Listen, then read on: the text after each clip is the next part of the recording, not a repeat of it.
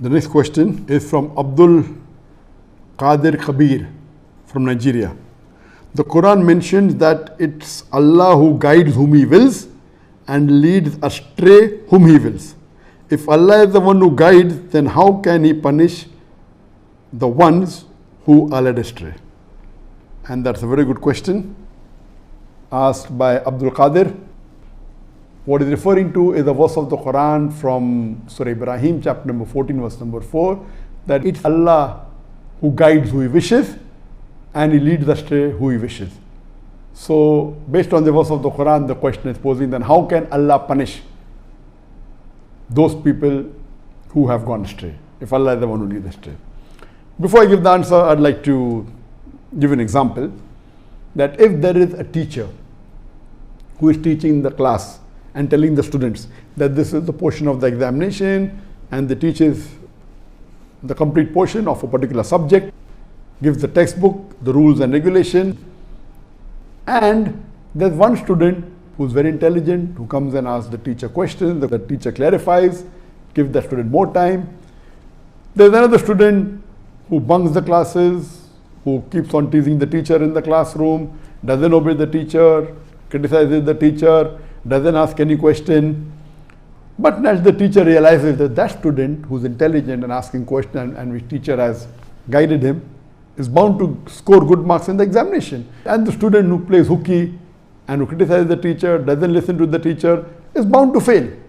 After a year, the examination takes place and the teacher gives first class first to the first student and fails the student who was playing hooky, who was not interested in studies, who criticized the teacher. Can a third student say that the teacher is not just? First student, the teacher supported, answered the question and passed him and gave him first class first. The second student didn't help him and failed him. It is illogical. Because the first student went out of his way to ask questions and clarify whatever he didn't understand, the teacher answered, which is even the second student could have done that. The second student neither asked any question, criticized, went against the commandments of the teacher. He's bound to fail. So how can you blame the teacher that why did the teacher fail him? Similarly, Allah subhanahu wa ta'ala says in the Quran, in Surah Mulk, chapter number 67, verse number 2, Alladhi khalaqal mawta wal hayata. It's Allah who has created death and life to test which of you is good in deeds. So this life is a test for the hereafter. Allah subhanahu wa ta'ala has laid down the rules and regulations for the human beings in the glorious Quran. The rules and regulations, how a human being should follow the commandments of Allah, He has sent several revelations.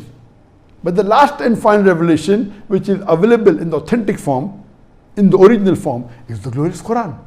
And for details, you have to refer to the hadith of the beloved Prophet Muhammad. Allah further says in the Quran, in Surah Ankabut, chapter number 29, verse number 69, that all those who strive, do jihad, strive and struggle in the path of Allah subhanahu wa ta'ala, Allah will open up His pathways.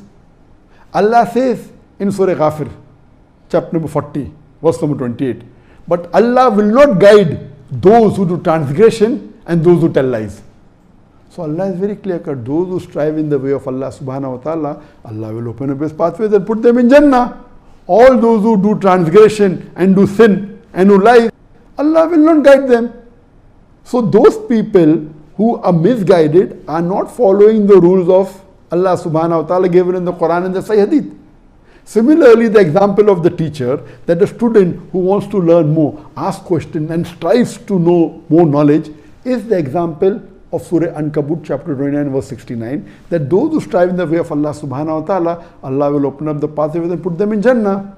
So those people who are not obeying the commandments, why should Allah guide them? So Allah is right. He will lead astray some people who He wishes and He will guide some people who He wishes. Allah is not arbed. Okay, fine, you look handsome, I will guide you. You don't look handsome, I will not guide you. No, there are rules and regulations. That if you follow the commandments of Allah subhanahu wa ta'ala, Allah will guide you. If you don't follow the commandments of Allah subhanahu wa ta'ala, if you do transgression, if you do sin, if you do shirk, Allah will not guide you. So what is illogical? So why are you blaming the teacher when she or he fails the student? So here also Allah subhanahu wa ta'ala is not guiding him because he's doing sin. And a person who does sin and strives and asks for forgiveness, Allah takes him out from darkness to light. Verses of the Quran. Allah takes a person from darkness to light.